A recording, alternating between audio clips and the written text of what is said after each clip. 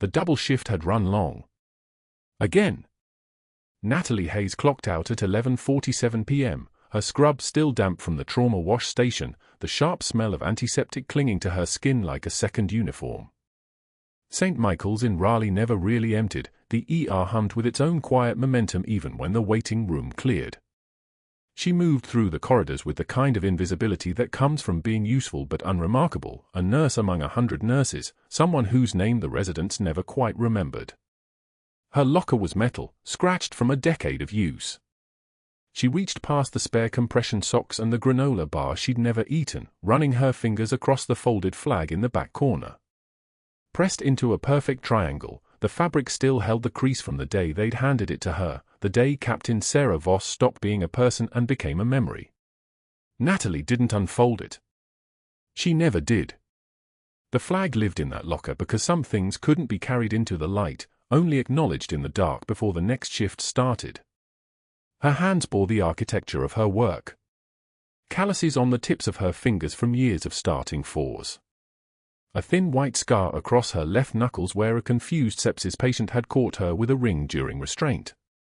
Another scar, deeper, running along her forearm in a pattern that looked almost deliberate, shrapnel from a compound explosion in Cunha province, except that compound and that explosion didn't exist in any official record. She'd learned long ago not to catch people staring at them. She'd learned to keep her head down, hands busy, voice soft. The next morning, Code Yellow came through the doors at 6:15 a.m. Deaf Special Forces veteran, male, early 30s, conscious and terrified. Complex shrapnel wounds across his left flank, fragmentation embedded in the soft tissue around the spleen, requiring delicate extraction without compromising the organ itself. The kind of case that separated competent surgeons from the ones who knew how to work in a war zone. Dr. Pierce arrived before the patient's stretcher even cleared triage. The first refusal came from Dr. Matthews, a tall man with hands that shook slightly when he gestured. Communication barriers, he said.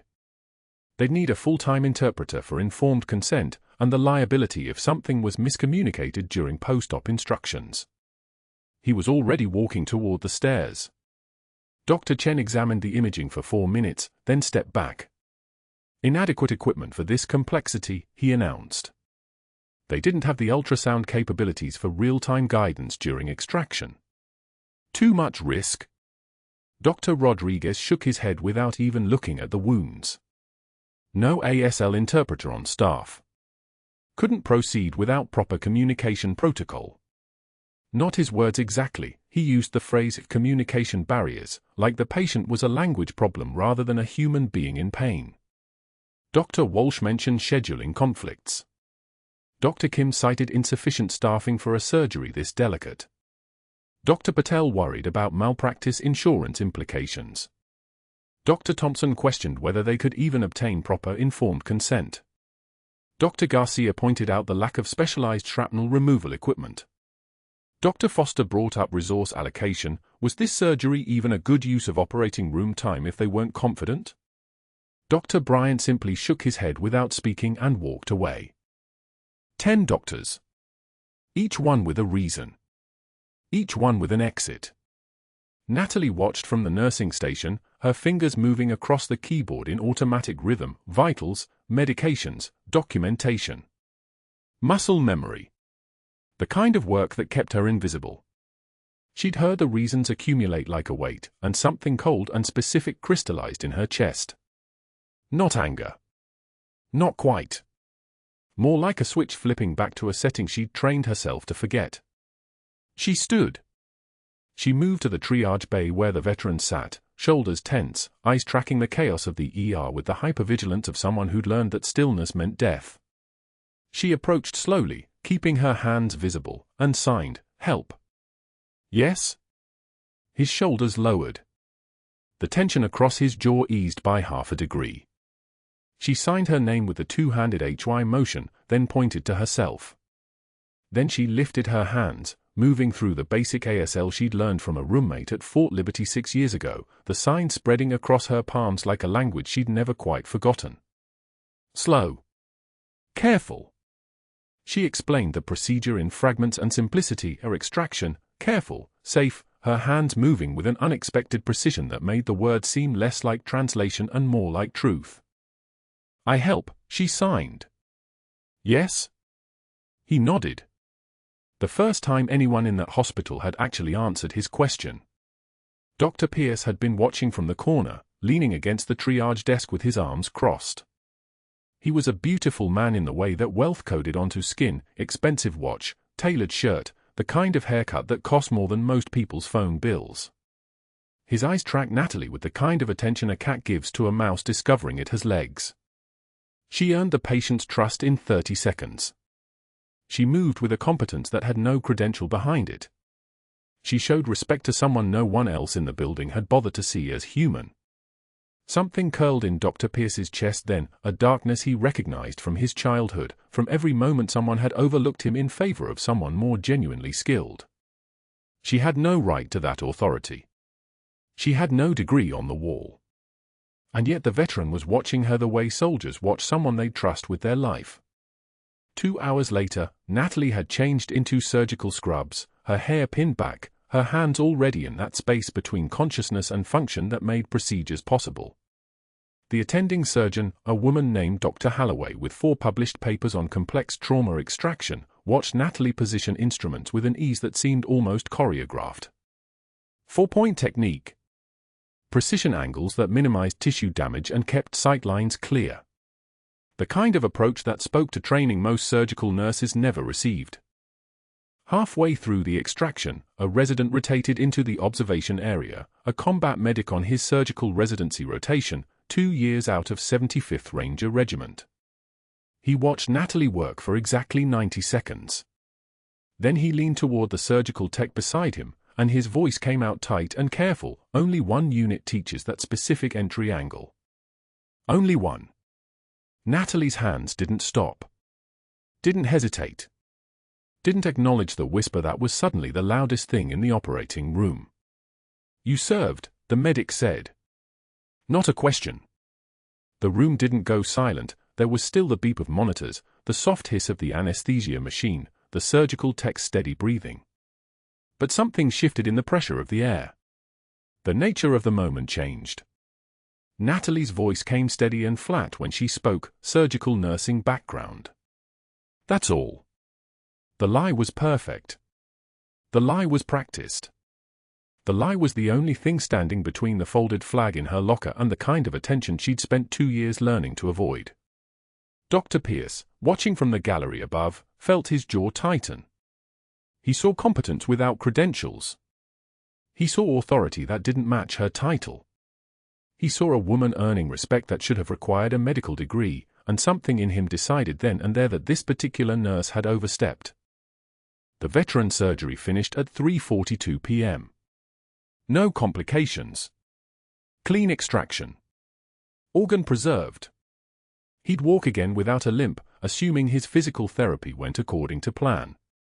Which it would, because Natalie would make sure of it. She'd stay 30 minutes past the end of her shift to show him the basic range of motion exercises.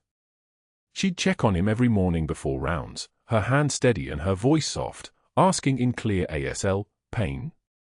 Medicine? Good?" But that was the thing about Captain Natalie Hayes, formerly of Joint Special Operations Command, officially erased from every military database after the operation in the Hindu Kush that never happened, now moving through an American hospital in scrubs and invisible armor. She saved people quietly. She earned trust without demanding recognition. She did her job so well that no one noticed how impossible it was that she could do it at all. And Dr. Pierce noticed exactly that. He noticed it the way a predator notices a competitor, and his hands were already reaching for his phone before the veteran's surgery even closed. Dr. Pierce's hands moved across his phone with surgical precision. The rumors started small, whispered into the right ears at the right moments. A call to Margaret Chen in credentials, "I'm concerned about the nursing hire from 2 years back, gaps in her background check, you know how liability works," followed by a message to David Walsh in administration, "Have we actually verified her license? Seems irregular." By noon, the story had metastasized through the hospital like infection spreading through tissue. Hayes thinks she's got military training. Hayes is falsifying her credentials. Hayes is dangerous. Pierce knew how these things worked. A rumor didn't need to be true. It just needed to be loud enough that people started asking questions. And once people started asking questions, the answers didn't matter anymore.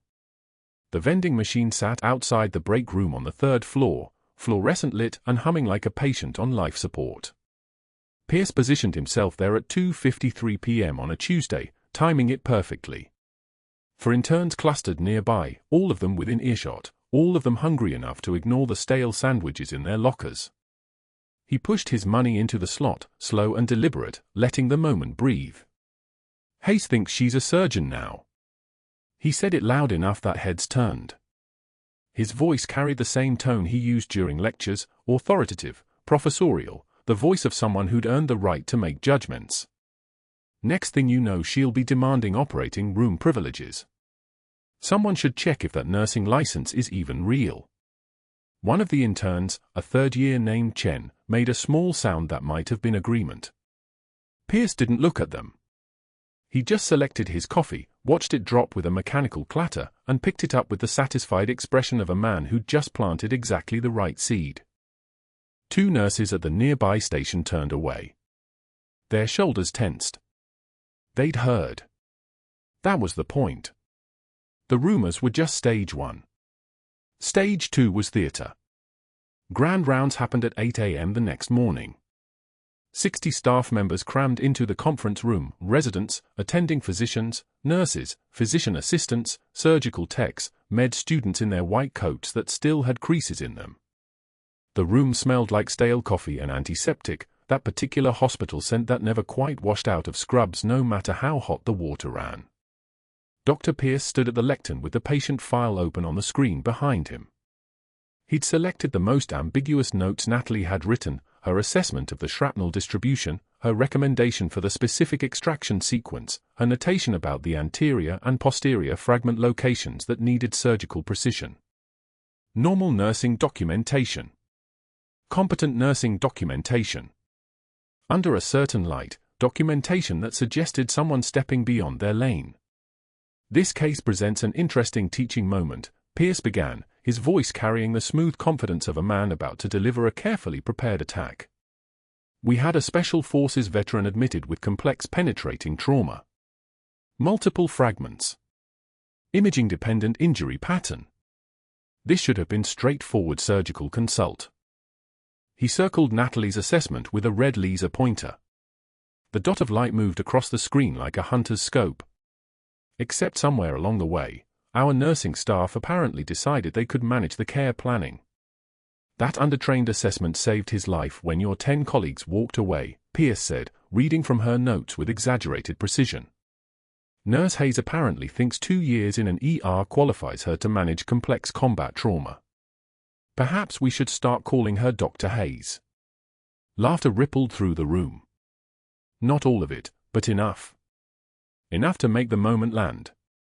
Natalie stood in the back, near the door, her hands folded in front of her. Her spine was straight. Her breathing was steady.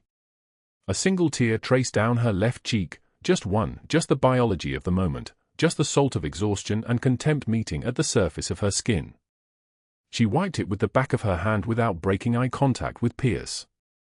That undertrained assessment identified 3 fragments your 10 colleagues missed on imaging, she said.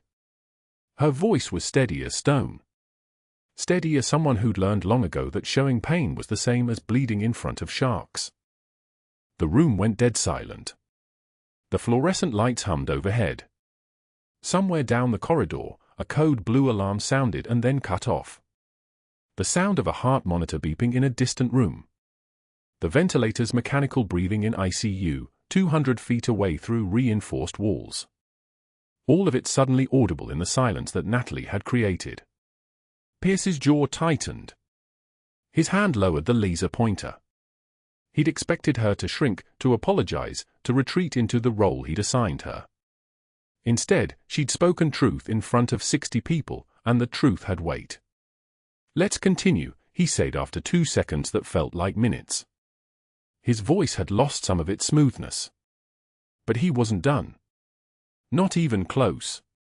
The next day during her shift, Natalie was restocking supplies in the trauma bay when Pierce cornered her outside the supply closet. His presence moved the air pressure in the hallway, the way he stood with his shoulders back and his chest open, a posture that screamed authority. "I'm calling security to escort you out if you overstep again," he said. His voice was low now, not the theatrical tone he'd used at grand rounds. This was different. This was intimate. This was a threat delivered close enough that only she could hear. "You're a nurse. Act like one." He leaned closer. She could smell coffee on his breath, the remnants of the 6 a.m. rounds he ran before the official morning. Could smell his cologne, something expensive that probably cost more than her entire week's salary. "Stay in your lane," he continued, "or I'll make sure you never work in this hospital again." It wasn't a request. It was a command. The kind of command that came from someone who'd spent enough years in institutional power to understand exactly how to weaponize it. Natalie's jaw clenched. She didn't respond. Didn't argue. Didn't explain. She just met his eyes with the kind of calm that came from having already survived worse, and she waited. Pierce held the stare for 3 seconds. Then he turned and walked away, his footsteps echoing off the tile in that specific rhythm that doctors developed, hurried but authoritative, the stride of someone moving to save a life, or at least performing the appearance of it. What he didn't see as he walked away was the way her hands remained steady at her sides. What he didn't understand was that threats only worked on people who still believed they had something to lose. That afternoon, as Natalie was documenting a patient intake in the ER, her phone buzzed. A text from Margaret Chenning, credentials, need to verify some documentation. Can you come to my office? Another buzz. An email from David Walsh in administration with the subject line employment file review. Another. A call from Sandra Martinez, identifying herself as an investigator from the State Medical Board, requesting immediate access to Natalie's personnel records and background check documentation. The machinery had engaged. The network Pierce had built over 15 years of golf games and favor trading and careful indebtedness had activated. 3 board members who had reasons to do exactly what Pierce asked. An external investigator who had no reason to suspect anything other than the official paperwork that suggested irregularities, gaps, inconsistencies. By the time Natalie ended her shift at 7 p.m., her fate was already being decided in conference rooms she wasn't invited to. The investigation would take 3 days. The suspension would come on day 4. The security escort through the ER she'd worked in for 2 years would come on day 5. But that wasn't the worst part. The worst part came that evening when a combat medic named Torres, rotating through St. Michael's from Fort Bragg for a surgical fellowship, pulled Natalie aside after she'd finished a wound debridement on the deaf veteran. They stood in the hallway between patient rooms, the evening shift transitioning to night shift around them, the ER moving with its own strange metabolism. "Only one unit teaches that specific entry angle," Torres whispered. His eyes had changed. He was looking at her differently now. Looking through the scrubs and the name badge and the deferential posture and seeing something else entirely. The 4-point approach from lateral to medial. The depth calculation. That's JSOC training. 75th Ranger Regiment, maybe. 160th SAW if you were air support. Natalie's face went white. Not from fear. From the sudden fracture in the wall she'd built between her 2 lives.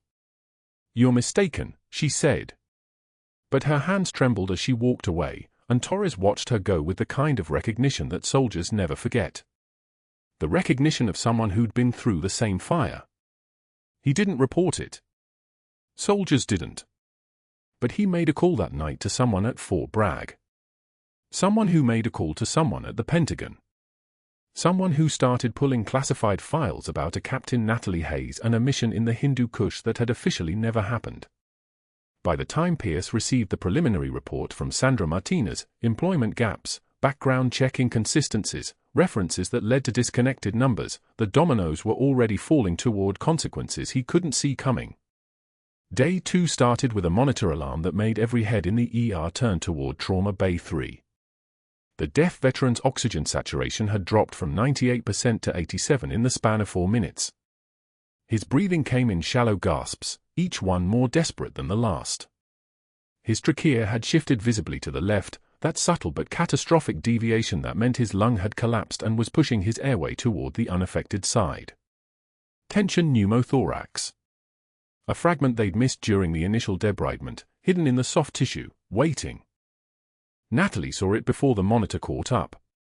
She was 30 feet away, reorganizing the instrument tray from the first procedure, when she noticed his chest wall moving wrong, asymmetrical, the left side barely rising with each labored breath. She set down the surgical scissors and moved toward his bay without hesitation. No one stopped her. Not yet. Dr. Pierce was the attending on duty. He stood at the nurse's station reviewing labs, his white coat pristine, his posture radiating the kind of confidence that comes from never being questioned. Natalie approached him directly, her voice level and quiet. He needs immediate needle decompression between the second and third ribs, midclavicular line. There's a fragment causing tension pneumothorax. Pierce looked up from the chart slowly, as if her words had arrived from a great distance. He glanced at the monitor, then back at her face, and something cold moved behind his eyes. I'll call for a consult. Radiology needs to confirm the diagnosis before any intervention. There's no time, Natalie said. The monitor beeped, oxygen saturation dropping further, 82% now, heart rate climbing toward 140. He has maybe 3 minutes before cardiac arrest. His trachea's already shifted. If we wait for imaging, he'll code. Pierce set his pen down with deliberate care.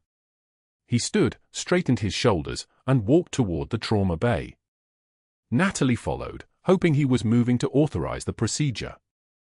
Instead, he positioned himself directly between her and the patient, his arms crossing over his chest in a gesture that looked almost casual if you didn't know it was a barrier. You will not touch him without my explicit authorization, Pierce said, his voice dropping into that tone he reserved for interns and nurses, the one that transformed a sentence into a command backed by institutional weight. This is exactly the kind of overreach I've been documenting. Unauthorized procedures, circumventing the chain of command, placing patients at risk with untrained interventions. He didn't look at her when he said it. He turned to the resident standing near the vital signs monitor, a young man with the pallid look of someone who'd been awake for 32 hours straight. Page thoracic surgery for a consult. Stat. The resident's fingers fumbled with the phone. The veteran's lips had begun turning a shade of blue that didn't belong on a living person. Natalie watched the monitor climb another notch toward catastrophe, heart rate 143, oxygen saturation now 79%. The alarm had progressed from urgent beeping to a steady, anxious rhythm that made nurses throughout the ER glance in that direction. Dr. Pierce, she said, and this time there was something different in her voice, not pleading, not angry, just a statement of fact delivered in a tone that sounded like someone who'd made peace with impossible choices. His airway is compromised. Thoracic surgery is 22 minutes out. He won't survive the wait. Pierce's jaw tightened. He didn't look at her. Then you should have been more thorough during the initial procedure. He paused, then added, speaking to the room instead of to her, this is what happens when nursing staff exceed their training. Misdiagnoses. Missed fragments. And now we have a cascading complication that requires actual surgical expertise to manage. The words landed in the trauma bay like shrapnel, designed to wound and establish dominance simultaneously.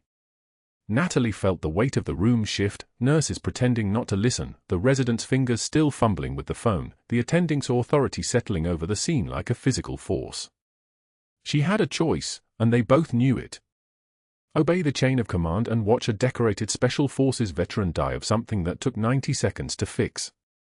Or act and end everything she'd built in this hospital over 2 years of double shifts and careful silence. Pierce's eyes met hers for exactly 1 second, and in that second, she saw something that looked like anticipation. He was waiting for her to break protocol. Waiting for her to prove him right about her overreach, her competence without credentials, her dangerous assumption that she knew better than the attending physician. If she touched that patient without authorization, she'd handed him everything he needed. But that wasn't the worst part. What Pierce didn't know, and what Natalie understood with the kind of clarity that comes from having made similar decisions in operating theaters on the other side of the world, was that a decorated Special Forces veteran in your care didn't die on your watch because an administrator wanted to establish hierarchy. Some lines you didn't cross backward. Some protocols belonged to a world that wasn't this, weren't a man suffocating in front of her, weren't oxygen saturation numbers that looked like a countdown timer, weren't the particular kind of silence that settled when everyone knew something terrible was about to happen. The room was waiting. The monitor was waiting. The veteran's trachea was shifting further left with each failed breath. Natalie turned and walked to the supply cart. Her hands moved with the kind of efficiency that suggested they'd done this before, done this 1,000 times, done this in places where waiting for a consult meant attending a funeral. She pulled a 14-gauge angiocath needle from the sterile drawer, her fingers finding it without hesitation. She didn't run. She didn't announce what she was doing. She simply moved with the kind of purposeful calm that comes from having already survived the worst. Pierce's voice rose behind her. "Hayes, step away from that cart." It wasn't a request. It was the voice of a man who'd just realized his authority might not be the immovable force he'd assumed. "I'm telling you to step away." She turned, needle in hand, and looked directly at him.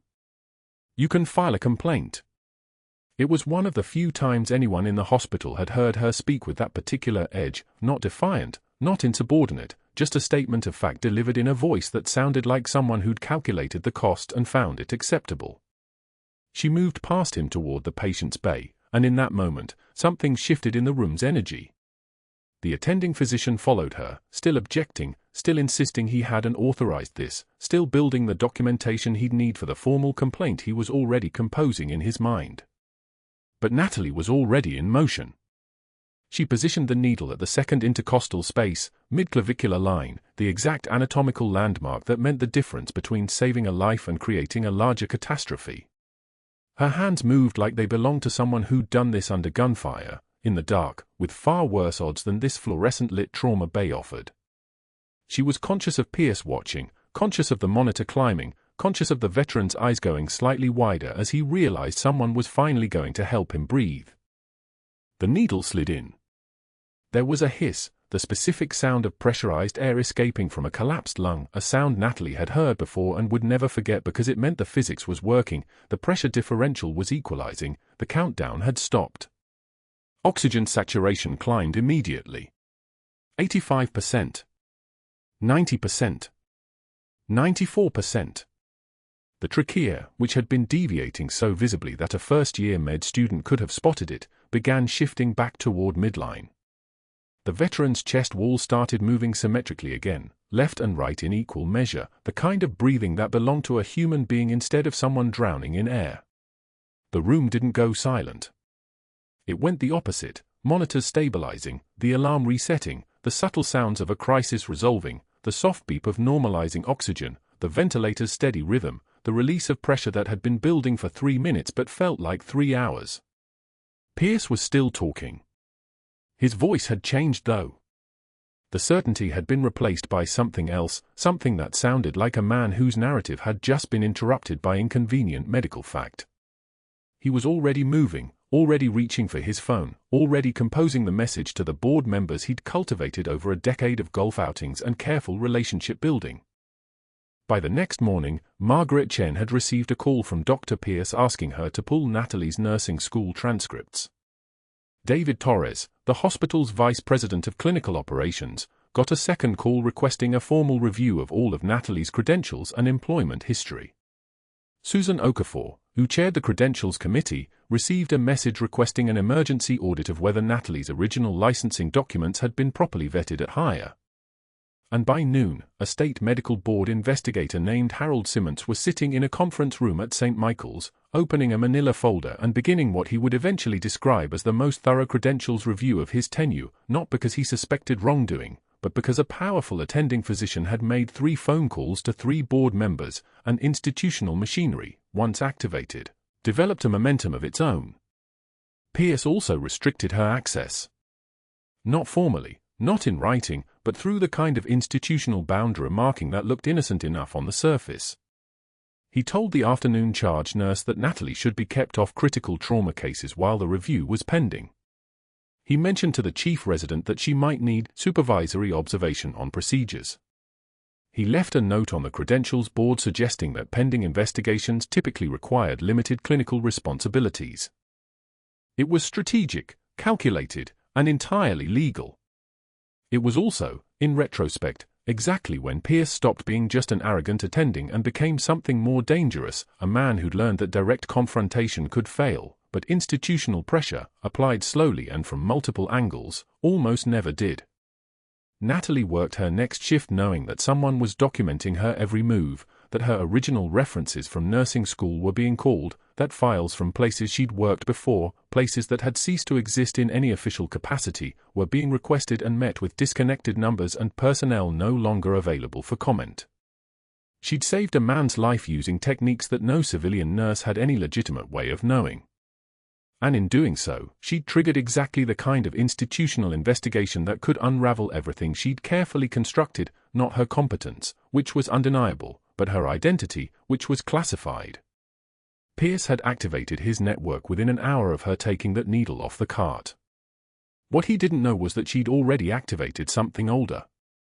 The veteran's oxygen saturation was 79 when Natalie moved. Just 79. The normal range was 95 to 100, and every point below that meant his cells were dying, his brain starving, his body shutting down in real time. She didn't ask for permission. Permission was a luxury people had when there was time. There wasn't time. She walked past Dr. Pierce, her shoulder brushing his without acknowledgement, and moved to the veteran's bedside. His eyes were wide, panicked, the look of a man drowning in air. "Security," Pierce barked into his phone, his voice sharp as a scalpel. "ER. Now." Natalie palpated the second intercostal space, the space between his ribs where the collapsed lung was pushing against his chest like a fist. Her fingers found the landmark, that precise anatomical junction where a needle could slip between bone and cartilage and reach the pneumothorax pocket. Muscle memory took over. Not the memory of textbooks or training videos.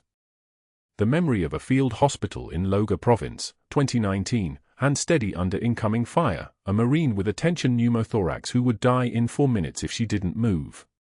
She prepped the site with a single alcohol swab. The smell of antiseptic rose sharp and clinical. A 14-gauge angiocath needle. She inserted it at 90 degrees, perpendicular to the chest wall, pushing through skin and fascia and into the pleural space. The hiss of escaping air was immediate, violent, like a tire valve being opened. The sound of survival. The sound of pressure releasing. The sound of a man not dying. "What are you doing?" a resident shouted. She didn't answer. The oxygen saturation climbed. 82, 85. 88, his color was returning, the gray-blue pallor fading to something resembling human. The tracheal deviation that had been pushing his windpipe to the right was correcting, his airway opening, his lungs expanding. 91, the numbers kept climbing. Her hands were steady as surgical lasers, tremor-free, the kind of steady that only comes from having done something 100 times before, from muscle memory deeper than consciousness. "Get security down there," Pierce was saying into his phone, his voice tight with something that sounded like rage. "Unauthorized procedure. Gross insubordination. I want her badge deactivated immediately. Pull her credentials file. I don't care if she's mid-surgery. I want her gone before she kills someone." The veteran's oxygen saturation reached 93. Stable. Safe. Alive. The needle was doing its job. Air had stopped hissing. The decompression was complete. Natalie stepped back from the bedside just as thoracic surgery arrived, 2 attending surgeons moving fast, already reading the monitor, already seeing what she'd done.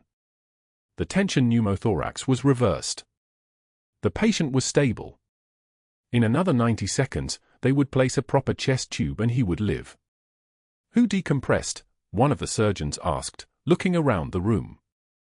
"The nurse," Pierce said coldly. Without authorization. Without orders.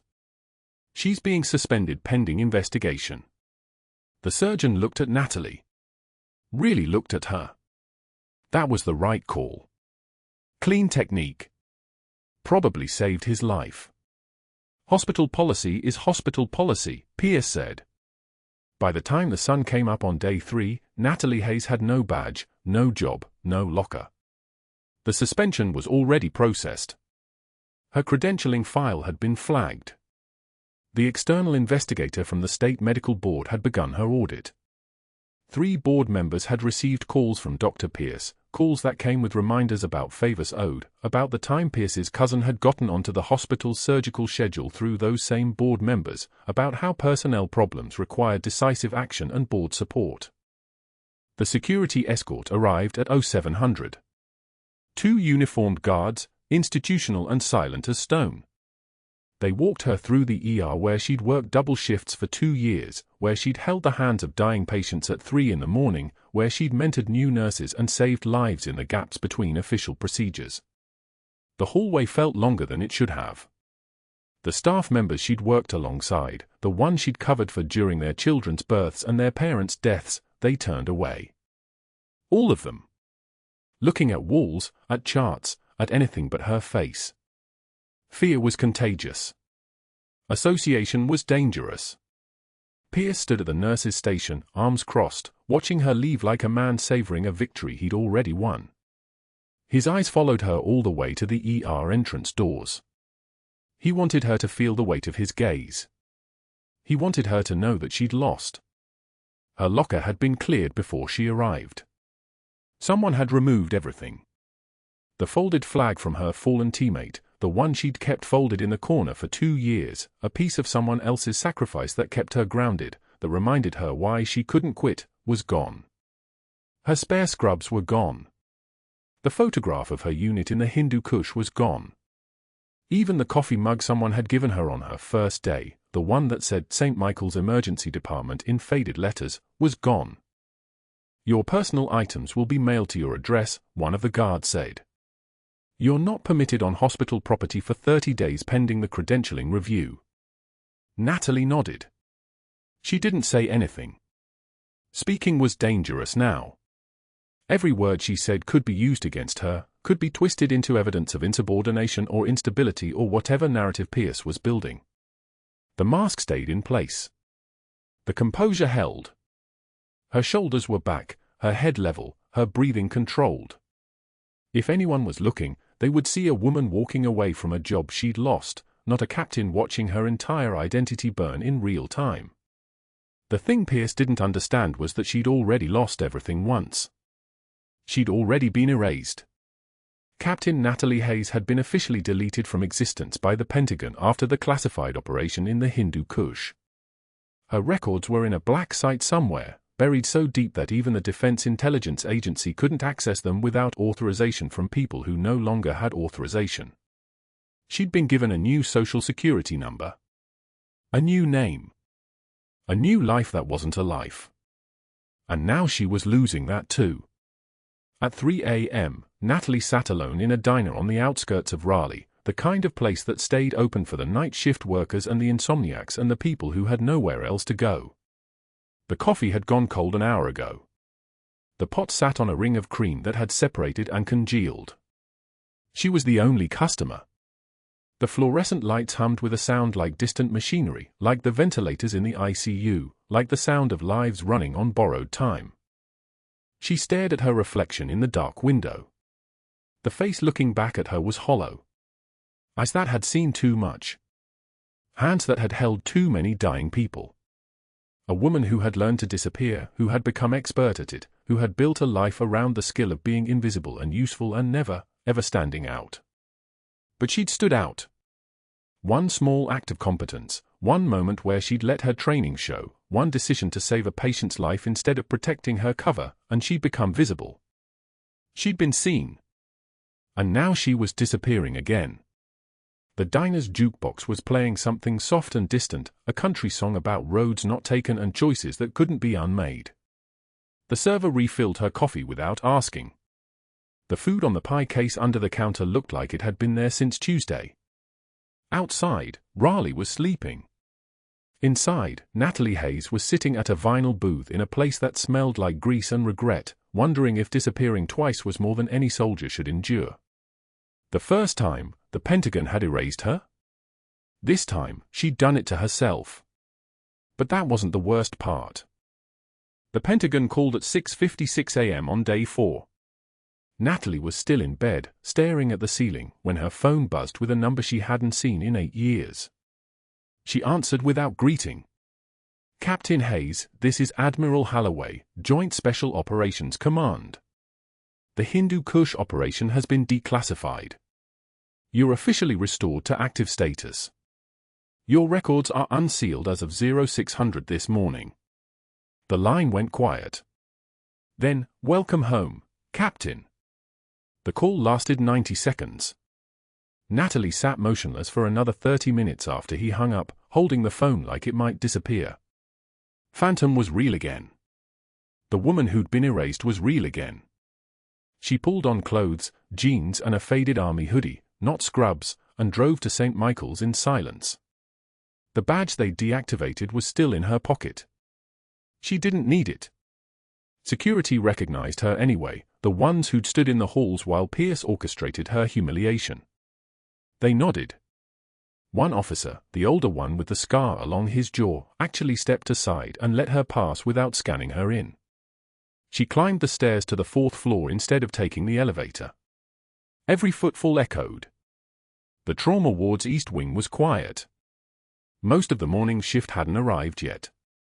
She pushed through the doors and found him immediately. The deaf veteran was sitting up in bed, both eyes tracking the door like he'd been waiting. His right shoulder was bandaged. His left arm was in a sling. But he was sitting. Breathing.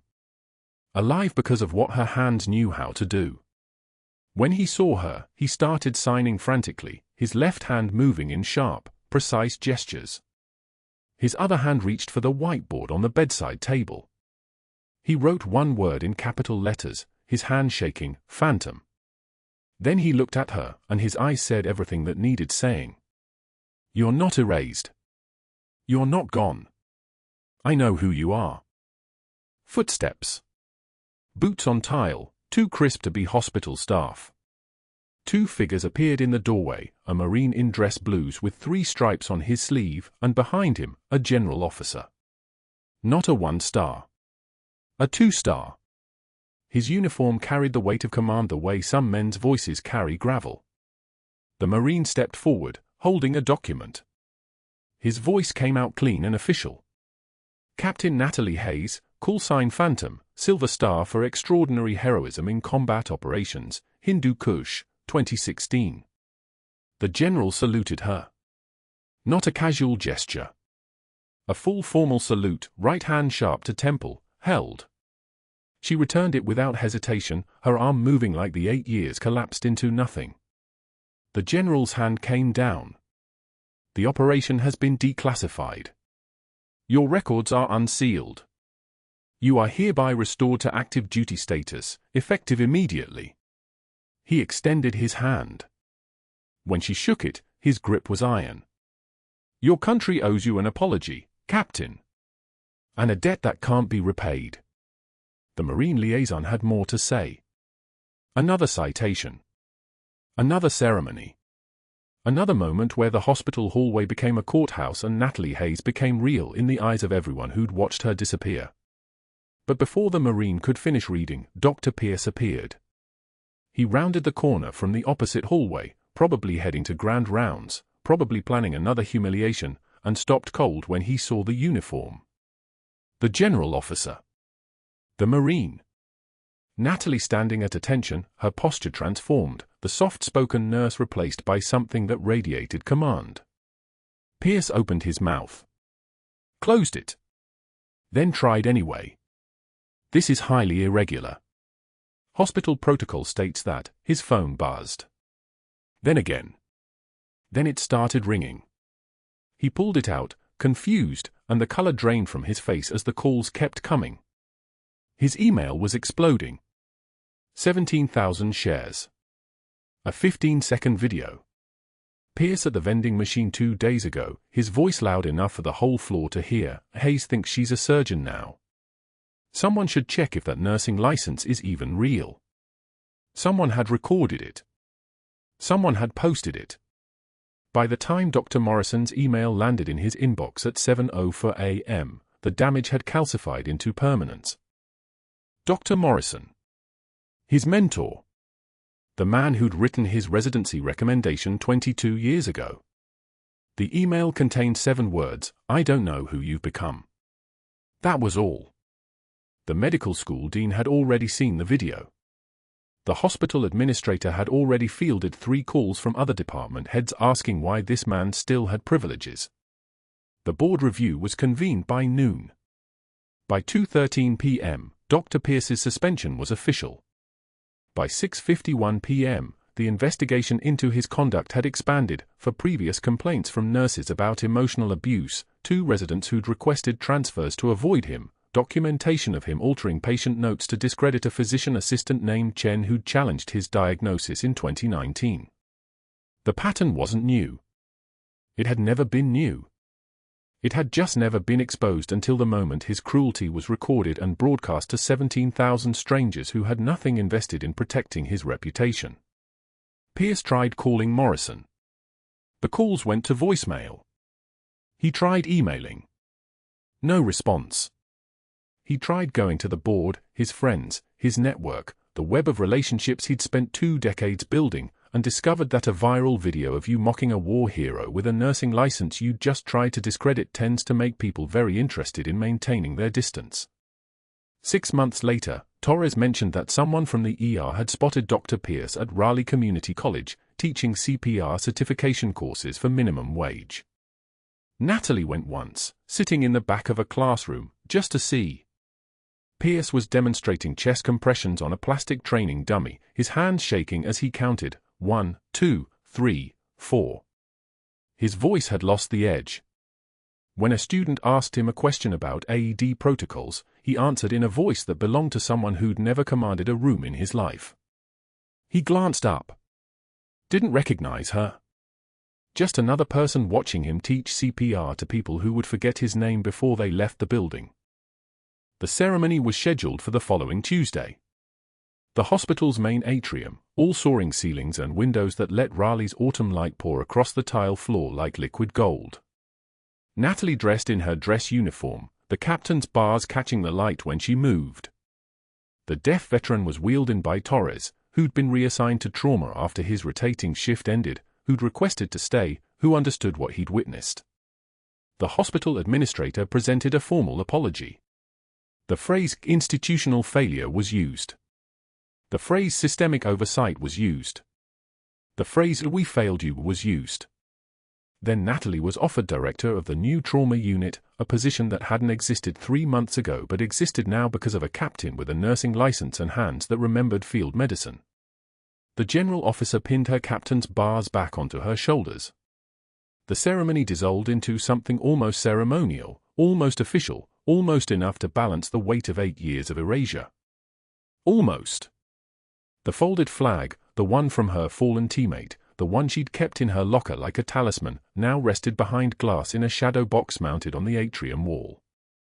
A bronze plaque was bolted beneath it, for those who served twice.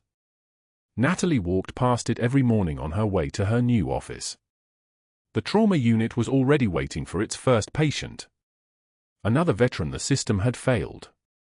Another soldier who needed someone who understood that sometimes the quietest person in the room has the most dangerous skill set. That's what the unit was for now. That's what Natalie was for now. Not erased. Not disappeared. Just finally visible. If this story moved you, if you saw yourself in Natalie's quiet strength or her refusal to break, please like this video and subscribe. Share it with someone who needs to know that service doesn't always wear a uniform. Comment below, have you ever been underestimated by someone who didn't know your real value? The ones who have seen the worst often give the most.